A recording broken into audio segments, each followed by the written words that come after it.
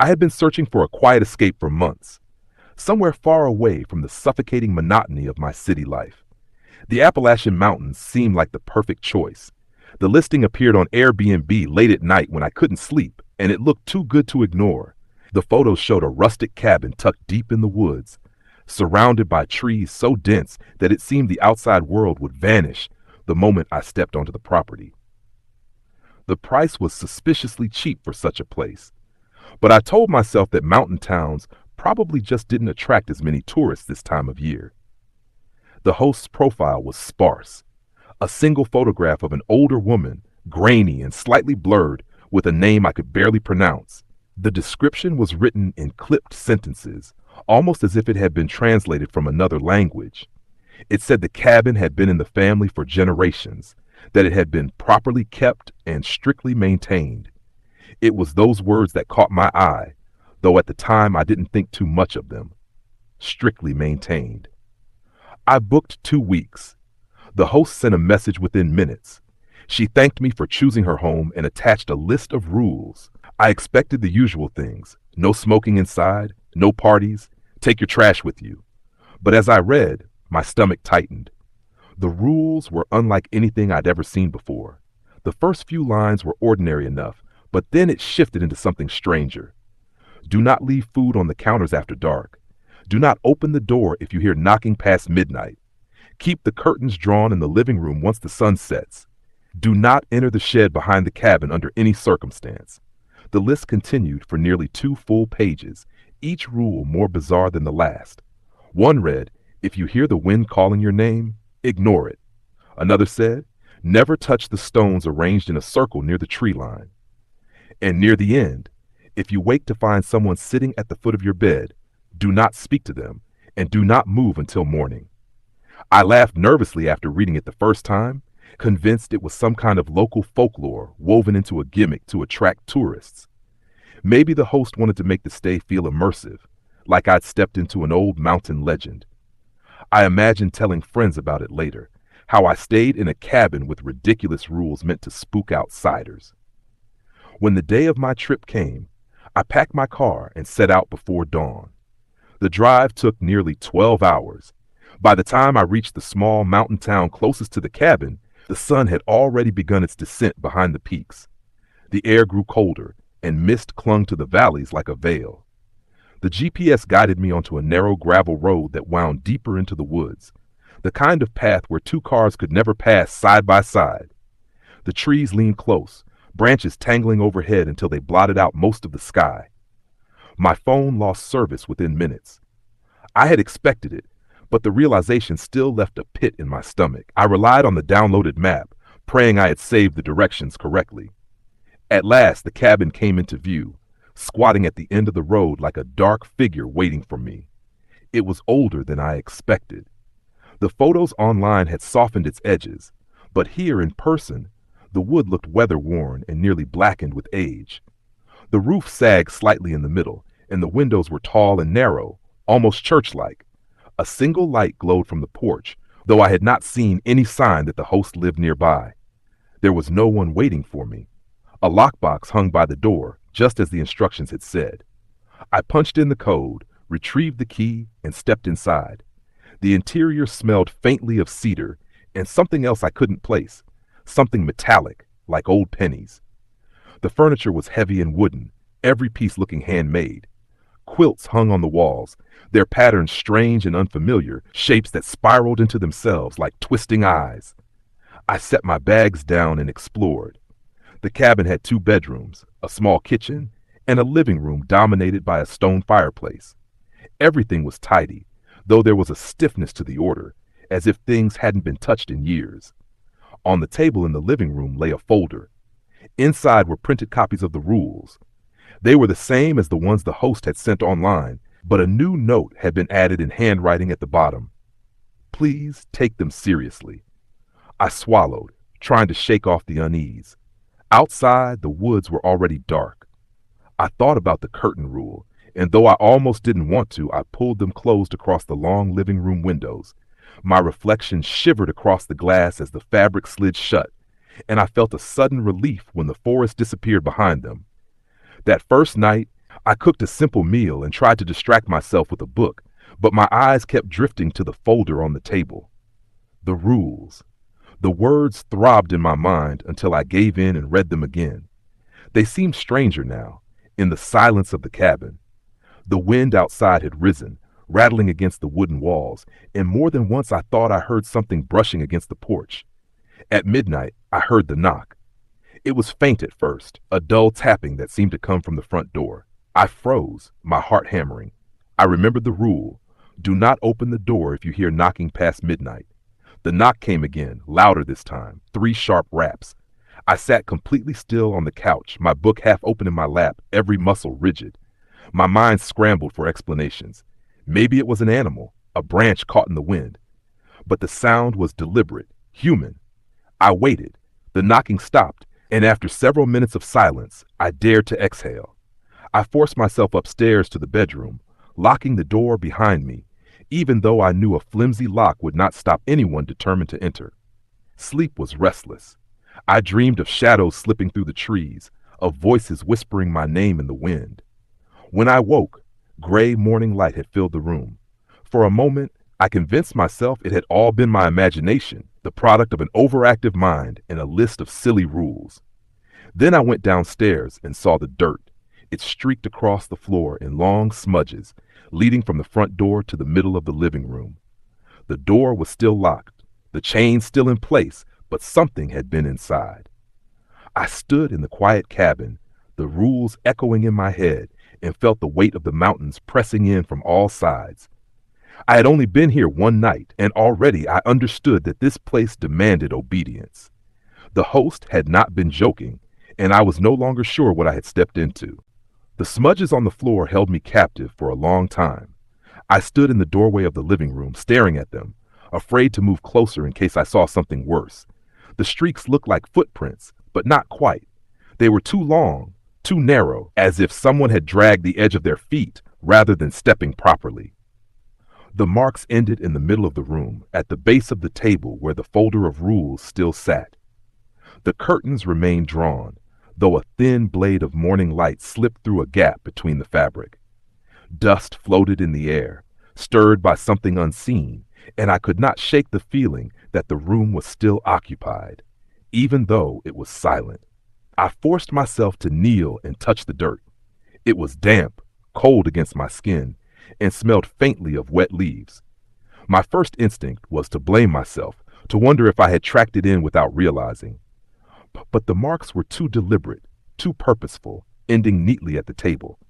It looked less like someone had walked in, and more like something had come to stand before the rules. I cleaned the streaks with a rag from the kitchen, trying to ignore the chill crawling up my arms.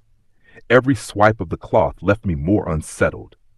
When the floor was clear, I returned the rag to the sink and turned on the faucet to wash my hands. The water sputtered, groaned, then rushed out, cloudy at first before settling into something drinkable. Even that felt uncanny, as if the house were aware of my needs and reluctant to provide for them. I ate a breakfast of eggs and bread, though my stomach twisted with each bite. Then I decided to go outside. The air was cold and sharp, carrying the scent of pine. Mist clung low to the ground, curling around the trees. The forest was beautiful, but it carried a kind of silence that made me uneasy, a silence too perfect, as though it were waiting for something to break it. I walked around the cabin. Behind it stood the shed, small and wooden, its roof moss-covered and sagging. The padlock on its door was old, rust-eaten but still intact. I remembered the rule clearly: do not enter the shed under any circumstance. I laughed dryly under my breath, but even as I did, I found myself stepping closer. There was a smell around it, not strong, but enough to wrinkle my nose. Damp earth mixed with something sweet and spoiled. I bent to peer at the gap beneath the door, and for an instant I thought I saw something shift inside, something that glinted like wet eyes catching the light. I staggered back, my heart slamming in my chest. I turned away quickly, pretending it had only been a trick of my imagination. The woods behind the shed stretched out in every direction, their shadows dark and thick even in daylight. A narrow trail led off from the side of the clearing. I decided to follow it for a short while, convincing myself it would help me feel grounded. The trail wound between trees and dipped down toward a shallow ravine where stones had been piled into strange shapes. At first I thought they were simple cairns, but then I recognized the pattern. A wide circle of stones lay pressed into the earth, almost perfectly round. Some of the rocks were painted with symbols I couldn't decipher, black markings that swirled like spirals and jagged lines. The rule came back to me at once: never touch the stones arranged in a circle near the tree line. I froze, staring at them, fighting the urge to test the boundary. There was something magnetic about the circle, a pull I felt in my chest. The silence here was heavier, pressing against my ears until I thought I might go deaf from it. I forced myself to back away, step by careful step, until the cabin reappeared between the trees. Inside, I checked the locks again. They were all secure. I sat at the table and read the rules a third time, searching for hidden meaning. Each line seemed less like folklore now and more like a warning carved out of desperation. Someone had lived with these conditions long enough to know them intimately. Someone had written them not to entertain, but to survive. The day dragged on. Without service, I couldn't distract myself with my phone. I tried reading again, but every creak of the cabin pulled my eyes away from the page. By late afternoon, the sky had already dimmed, clouds rolling thick over the mountains. Rain began to fall, tapping against the roof in uneven bursts. I lit a fire in the fireplace. The crackle and warmth helped, though it also cast shadows that seemed to writhe against the walls. As evening bled into night, I moved through the cabin, closing all the curtains. The living room was the last. When I drew the heavy fabric across the glass, I caught a glimpse of movement outside. Someone stood at the tree line. It was only for an instant, and the darkness was deep enough that I couldn't be certain, but I swore I saw a figure, tall and unmoving, half concealed by the mist. My hands trembled as I pulled the curtain shut. The rules didn't say anything about people at the tree line. I told myself it had been a shadow, a trick of the firelight reflecting against the glass. I tried to believe it. But when the knocking came again at midnight, my body went cold. It was louder this time. Firm, steady, 3 knocks, then silence. I stayed frozen on the couch, eyes wide, listening to the storm outside. Minutes passed. Then the knocking resumed, softer now, almost tentative. My breath caught. The rules were clear. Do not open the door. I gripped the edge of the couch, every muscle tense, waiting for it to end. But then I heard something worse. My name. It came from outside, whispered low, carried by the storm. The voice was familiar, too familiar. It sounded like my mother. She called again, her tone gentle, pleading. The wind seemed to carry her words through the cracks in the cabin walls, wrapping around me until I wanted to believe she was really there. I shut my eyes and dug my nails into my palms. The rules had warned me. If you hear the wind calling your name, ignore it. The voice grew stronger, more insistent, repeating my name over and over until it rose into something harsh, almost angry. The knocks returned, pounding hard enough that the door rattled against its frame. I thought the wood might splinter. Then, all at once, silence. The storm faded into a soft drizzle. The wind calmed. The cabin settled. I sat there for what felt like hours, unable to move, staring at the door. Finally, I forced myself upstairs to the bedroom. I didn't undress. I simply lay on top of the blankets, staring at the ceiling, too afraid to close my eyes.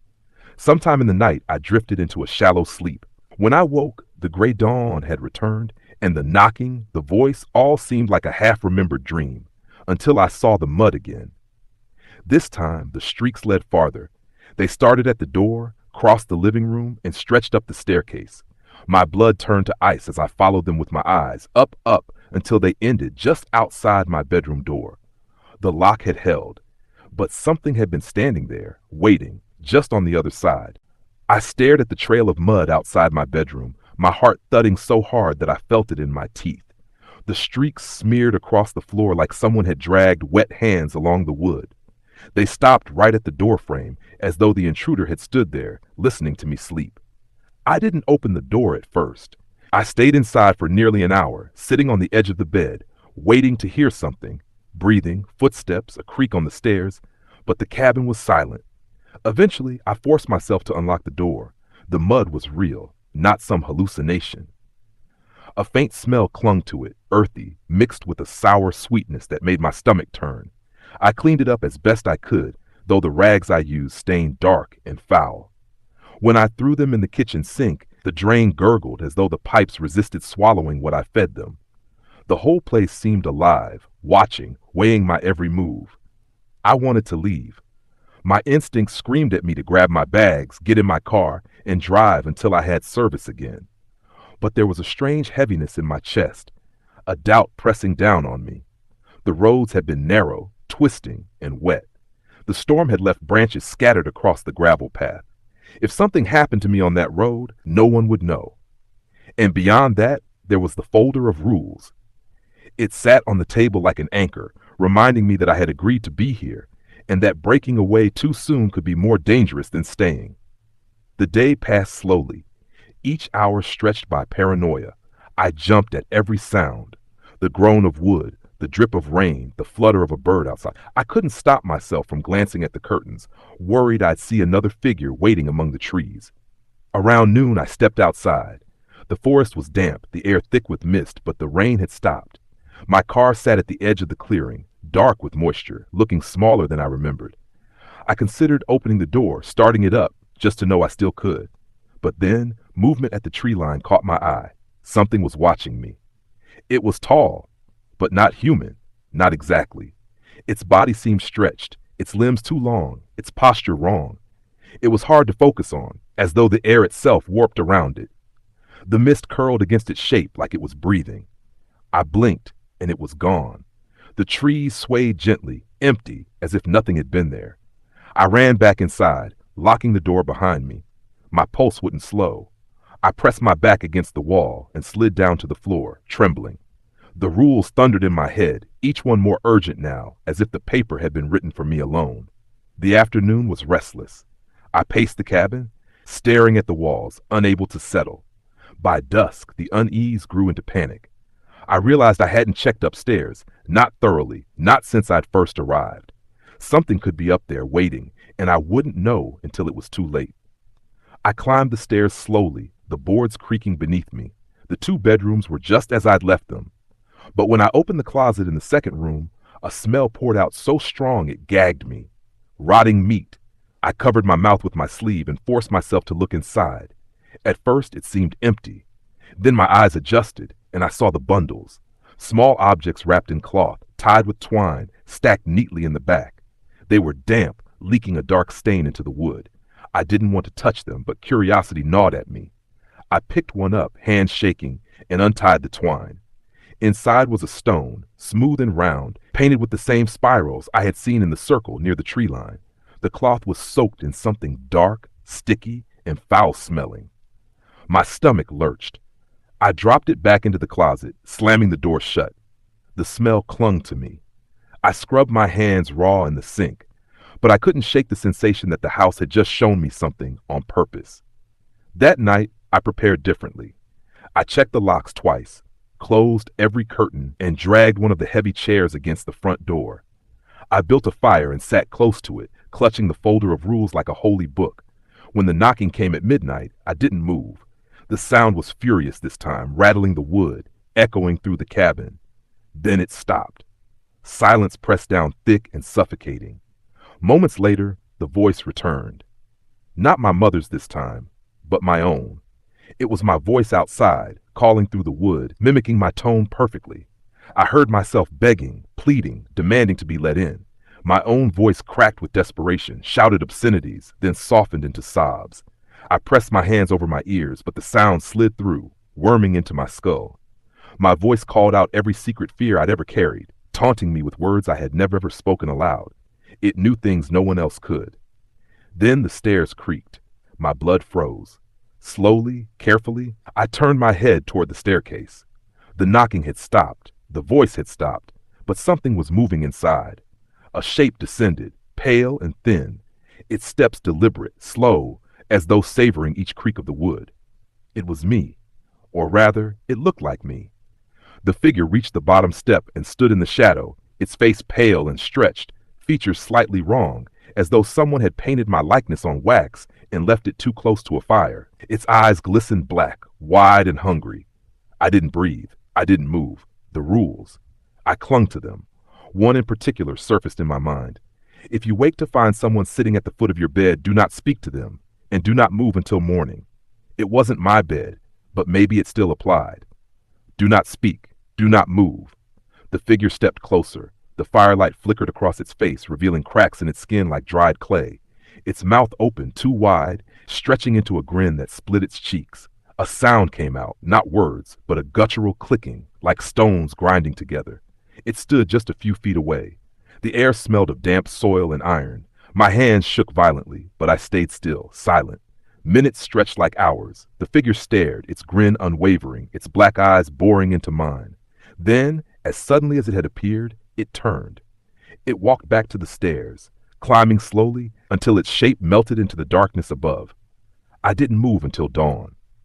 When the light finally filtered through the curtains, I rose on trembling legs. I checked the house, but it was empty. No footprints, no dirt, no figure waiting in the shadows. But the rules on the table had changed. A new line had been added at the bottom, written in the same uneven handwriting as the note I had seen my first night. It read, "They know you now." I read the new line over and over until the words blurred. "They know you now." My skin prickled with every repetition, as though the paper itself was whispering the warning. My first instinct was to pack everything and leave, rules be damned. But the moment I stepped toward the door, something in the air shifted. The cabin seemed to lean inward, groaning against its own weight, as if it wanted to remind me that leaving was not a choice I could make on my own. I sat down instead, my hands trembling around the edges of the folder. If they knew me now, then the rules might be the only thing keeping me alive. I wondered how many others had stayed here before me, how many had ignored the list and never returned to tell about it. By morning, I convinced myself that daylight offered some safety. I needed to see more of the property. Answers wouldn't come from sitting in fear inside four walls, so I put on my jacket and stepped outside.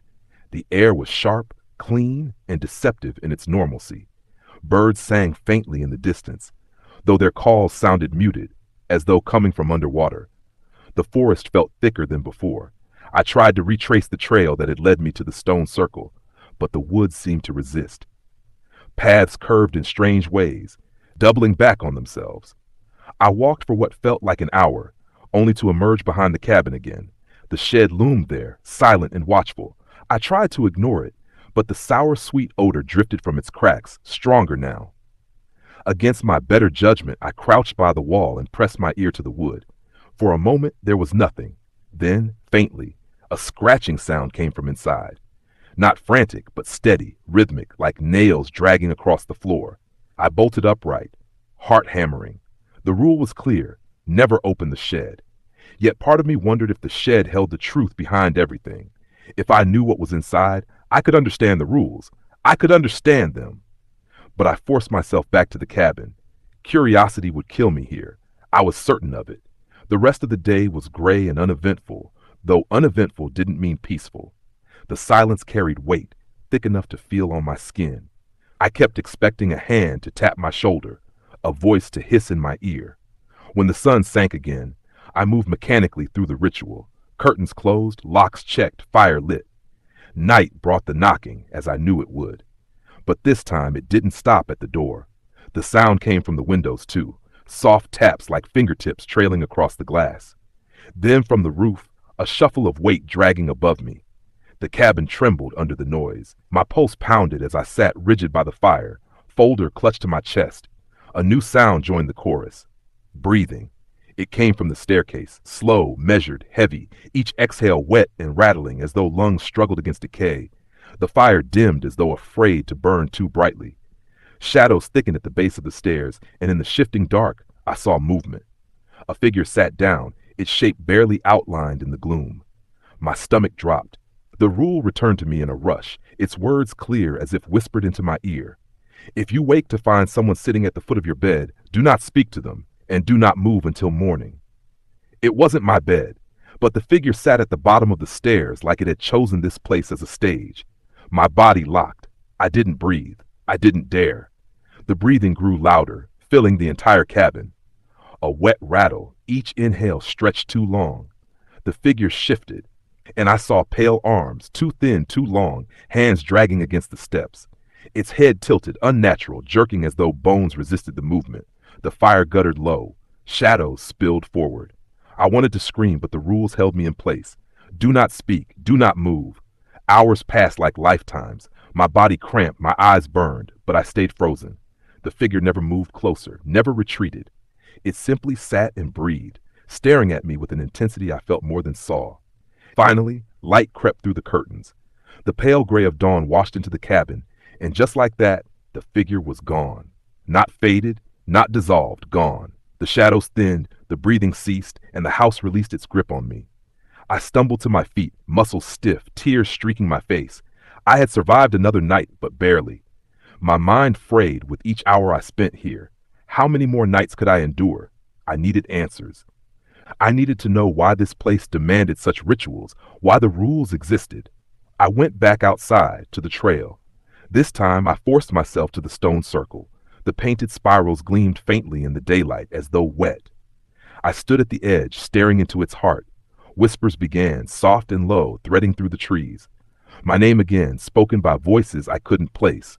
Dozens of them, layered and echoing. The circle pulsed with an invisible force, tugging at me, begging me to step inside. I clenched my fists. The rules forbade it. But I wanted to know. I wanted to see what would happen if I disobeyed. Before I could move, a scream tore through the woods. Not far, maybe only 100 feet away, a human scream rang out, raw and desperate. It silenced the whispers instantly. I staggered back from the circle, scanning the trees. Another scream followed, then a choked cry. Someone was out there, someone alive. I ran toward the sound, my fear overridden by instinct. Branches whipped my face as I pushed through the underbrush. The cries grew louder, then abruptly stopped. I burst into a clearing, my chest heaving. There was no one there, but the ground was disturbed, clawed and torn, as though something had dragged a body through the dirt. Blood streaked the leaves, dark and wet.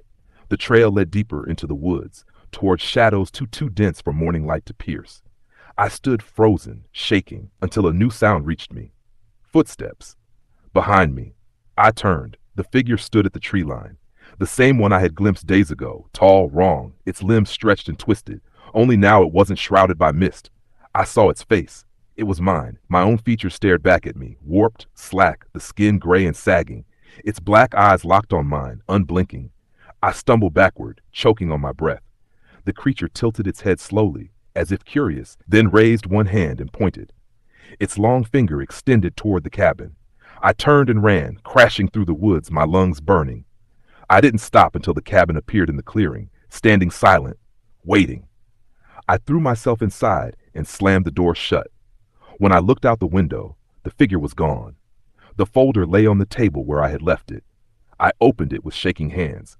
Another new line had appeared at the bottom. It read, "Do not run from them. They will follow." The new line sank into me like a blade. Do not run from them. They will follow. I slammed the folder shut and pushed it away, but the words clung to my mind no matter how hard I tried to ignore them.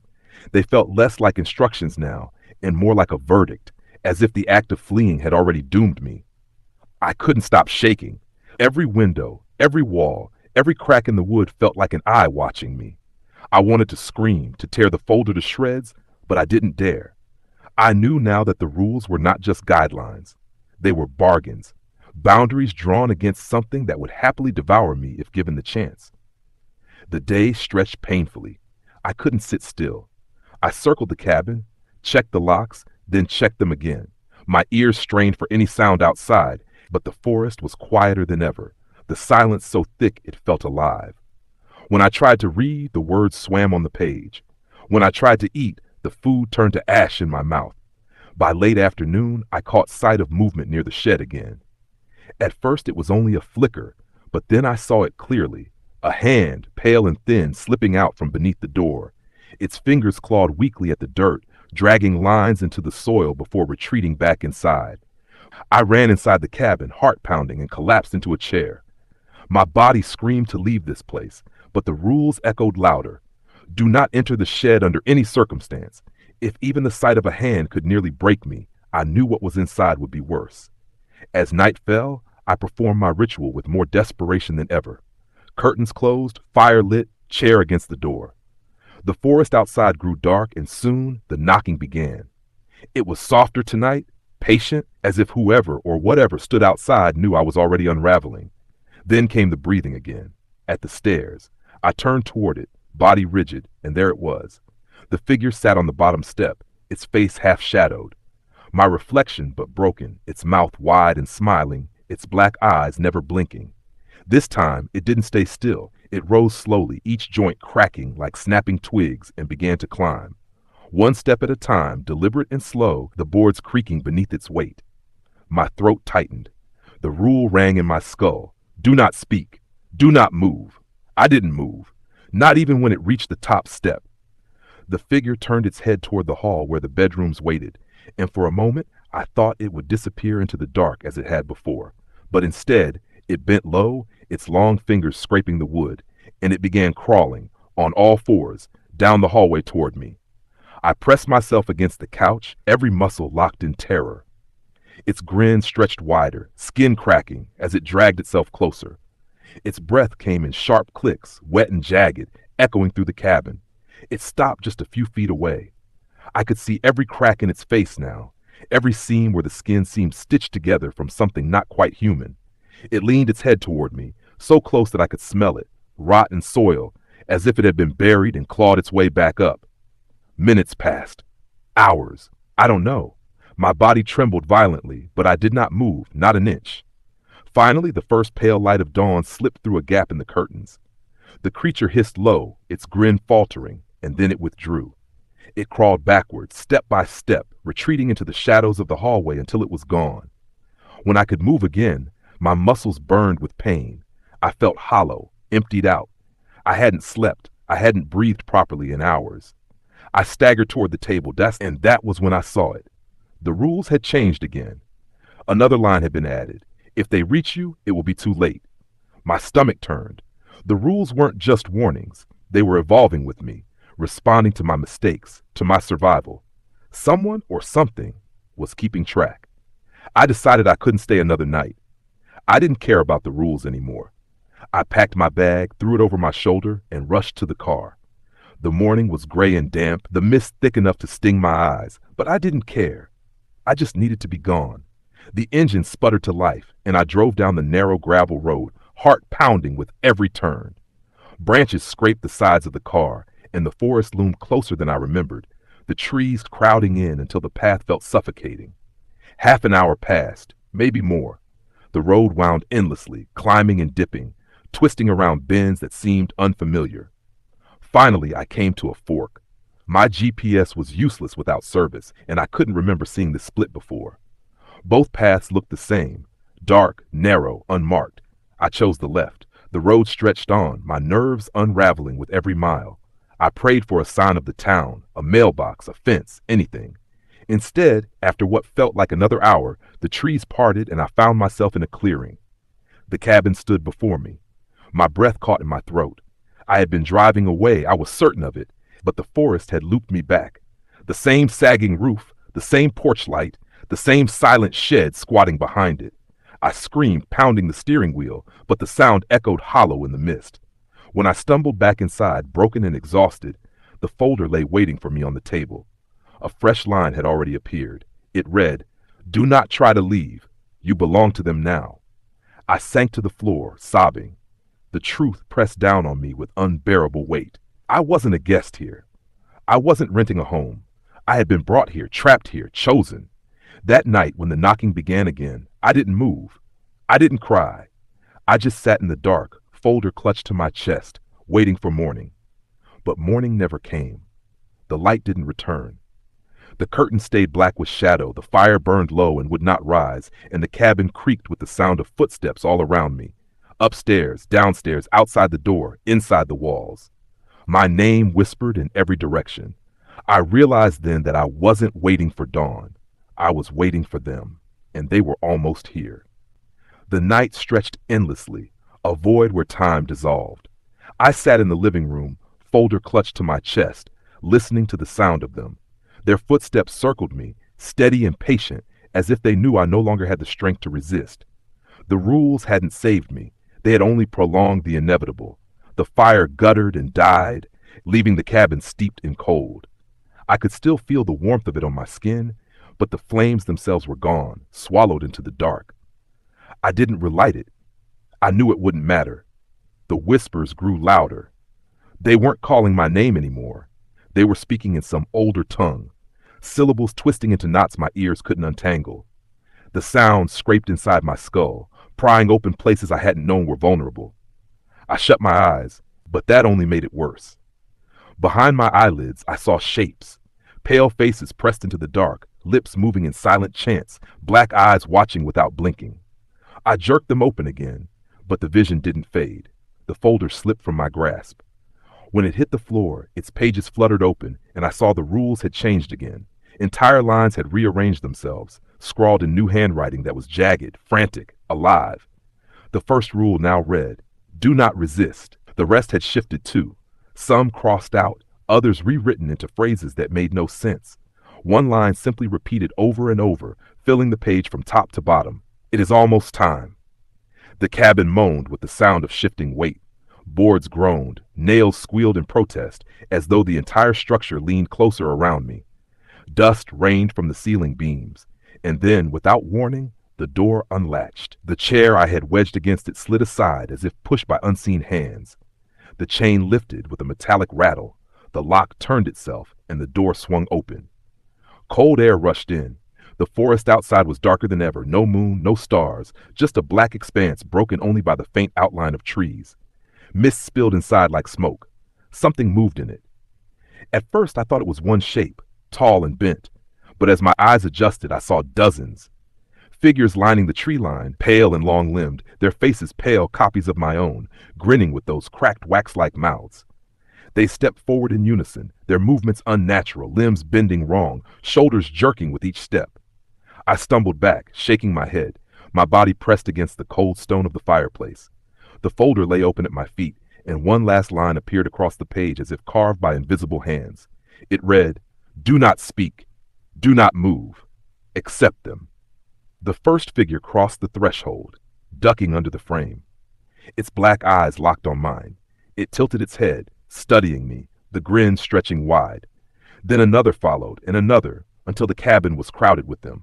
The air grew heavy with rotten, damp earth. Their breath filled the room, wet and rattling. My legs gave out, and I sank to the floor, trembling violently. I wanted to scream, to run, but I couldn't. I was bound by more than fear now. The rules had become law. It's etched into me. The nearest figure crouched down until its face hovered inches from mine. My own face, ruined and pale, grinned back at me. Its skin cracked as it whispered something low, too quiet to catch. I strained to hear, though every instinct told me not to. And then, with a sudden clarity, I understood. They weren't here to kill me. Not yet. They were here to make me one of them. The whispers around me swelled into a chorus. My vision blurred, my ears rang, and my chest heaved as something sharp and cold slid into me. Not physical, but deeper, threading through my veins like ice. My reflection's hand pressed against my chest, and the cold surged outward, filling every limb, every nerve. I convulsed, my body shuddering. My mouth opened in a scream, but no sound came out. My voice was gone, stolen. My breath rattled like theirs now, wet and broken. The others leaned closer, their cracked mouths opening wide. They whispered in unison, and though the language was strange, I understood it. The meaning struck me like lightning. Welcome home. I tried to fight, but the strength drained from me. My skin burned, then chilled, then cracked like theirs, fissures splitting across my arms and face. My eyes darkened, vision tunneling, until the room seemed brighter in ways it shouldn't have been. Every shadow pulsed, alive, every corner filled with movement. I saw the cabin as it really was, not wood and stone, but bone and sinew, a shell wrapped around something ancient, feeding on those it lured inside. The figures straightened, their task complete. One by one, they filed back into the mist, their grins lingering even as they dissolved into shadow. Only one remained, my reflection, crouched before me, staring. It reached out, touched my face, and then melted into me like smoke. The silence returned. I rose unsteadily, my body no longer mine. The folder still lay on the floor. Its final page was blank, waiting. I picked up the pen that lay beside it, my hand moving without thought. New lines scrawled across the page, my handwriting now shaky and uneven. The first line read, "Do not leave food on the counters after dark." The second, "Do not open the door if you hear knocking past midnight." On and on I wrote until the list was full again. The same rules I had once obeyed now poured from me as if I had always known them. When the last line was written, I placed the folder back on the table. I sat in the chair waiting. Outside, the forest stirred. The mist thickened. Somewhere down the road, a car engine hummed faintly, winding its way through the trees. Another guest was coming, and I would be here to welcome them.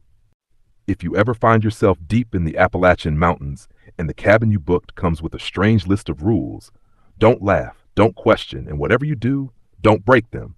Because once you do, you're no longer just a guest, you're part of the house. Thanks for watching. If you enjoyed this story, leave a like, share it with a friend who loves horror, and subscribe for more terrifying tales. Until next time, sleep tight if you can.